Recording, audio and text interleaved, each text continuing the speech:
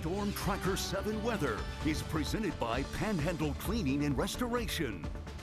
Good Sunday evening to you. Storm Tracker 7 Chief Meteorologist Jeff Booth here. Good news across our area. No active flood warnings are in place. But having said that, we still have flood warning down out near Morgantown, Fairmont. They got hit with very, very heavy rain. Actually, they had basically emergency flooding that the Weather Service was talking about. They basically kind of had, I'm not quite going to say what we had last night, but that was the hardest hit area today, was down that way. So they still have a flood warning out that way. We have flood watches in the Ohio Valley until 10 p.m. tomorrow night. So even though it looks like the rain has kind of quieted down for the evening, heavier rain will be possible tomorrow as we get into the afternoon. You can see on our satellite and radar imagery, not a whole lot happening. Any of that rain really has kind of fizzled out. And we can kind of see it even better here on our wider picture. You sort of see this little counterclockwise circulation. You can kind of infer that there. Well, that's what kind of is fueling these storms. We've got a pocket of energy high in the atmosphere, and what it's doing is it's aiding to showers, storms, and that's what happened yesterday. It really aided in the development. Well, today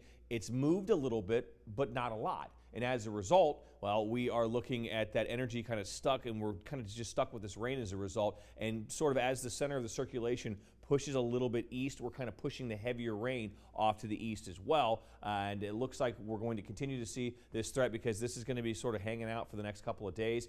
Looks like we really start to dry out by the end of the week, and that'll set us up for actually some decent weather as we get on into the weekend. Right now it's looking fairly nice, but we'll keep you posted on any changes with that. Temperature 70 in Wheeling. We're looking at 70 in Steubenville. Good evening to you. And Cat is 69. We're in the upper 60s, low 70s across the area. Winds, they have been backing off a bit. We have winds anywhere from light to around 8-9 miles an hour, and as a result, with all that moisture out there, as well as the light winds, and as we get a few breaks in the clouds overnight, we're going to have the chance for a little bit of patchy fog. I don't think it's going to be terribly bad, but I do think there are going to be, you can see a couple spots showing up on our map that have less than a mile visibility. If you got some of that heavier rain and you get that lightning wind, yeah, you're going to have to watch out for some of that fog. So if you had any of that really heavy rain earlier today, there's still a lot of moisture in the air, and as we cool things off, we're going to get kind of close to that dew point, and that's when you can kind of squeeze a little moisture out of the air and form that cloud on the ground that we call fog. So again, watch out for some of that, especially if you're going to be out and about between roughly about 5 and about 7 o'clock, 7:30, 8 o'clock tomorrow morning.